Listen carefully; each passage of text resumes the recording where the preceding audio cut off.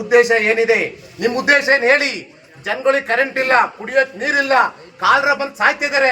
ಈಗ already dengue start ಆಗಿದೆ.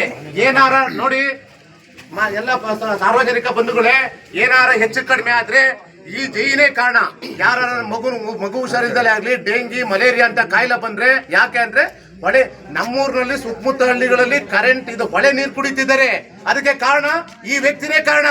ಏನಾರ ಹೆಚ್ಚು ಕಡಿಮೆ ಆದ್ರೆ ಈ ವ್ಯಕ್ತಿನ ನಾವು ಬರ್ದಿಡ್ಬೇಕಾಗುತ್ತೆ. ಈ ವ್ಯಕ್ತಿ ಮೇಲೆ ನಾವು ಕಾನೂನು ರೀತಿಯಲ್ಲಿ ಕ್ರಮ ತಗೊಳ್ಬೇಕಾಗುತ್ತೆ. ಆಯ್ತಾ? ಇದಕ್ಕೆಲ್ಲ ಕಾರಣ ಬಿಜೆನೇ. ದುರಂಕಾರಿ ಯಾರ ರೆಸ್ಪಾನ್ಸ್ ಮಾಡಿದ್ರೆ ಏನ್ರಿ ಹೇಳ್ರಿ ಸ್ವಾಮಿ, ನಾವ್ ಅಲ್ಲೇ ಸ್ಪಾಟ್ ಅಲ್ಲಿ ಇರ್ತೀವಿ. ನಮ್ಗೆ ಏನ್ ಹೇಳ್ತಾರೆ ಗೊತ್ತೇವ್ರು? ಸರ್ ನಾನು ಅಲ್ಲೇ ಇದ್ದೀನಿ ಸರ್, ಇಲ್ಲಿ ಸರ್ ಸರ್ ಅಹವಾಲುಗಳು ಕೇಳ್ತಕ್ಕಂತ ವ್ಯಕ್ತಿನ ಒಳ್ಳೆ ಜೈನ ನೀವು ರಿಪೋರ್ಟ್ ಹಾಕ್ಬಿಟ್ಟು ನಾವು ಇಲ್ಲಿಗೆ ಇದನ್ನ ಬಿಡಲ್ಲ. KJ ಜಾರ್ಜ್ ಸಾಹೇಬ್ರು ಯಾರು ಕರೆಂಟು ಪವರ್ ಮಿನಿಸ್ಟ್ರಿಗೆ ನಾವು ಇಲ್ಲಿಂದ ಒಂದು ನಿಯೋಗ ಹೋಗ್ತೀವಿ. ನಿನ್ನೆನೂ ಕೂಡ ನಾನು ML ಶಾಸಕತೆ ಮಾತಾಡಿದ್ದೀನಿ.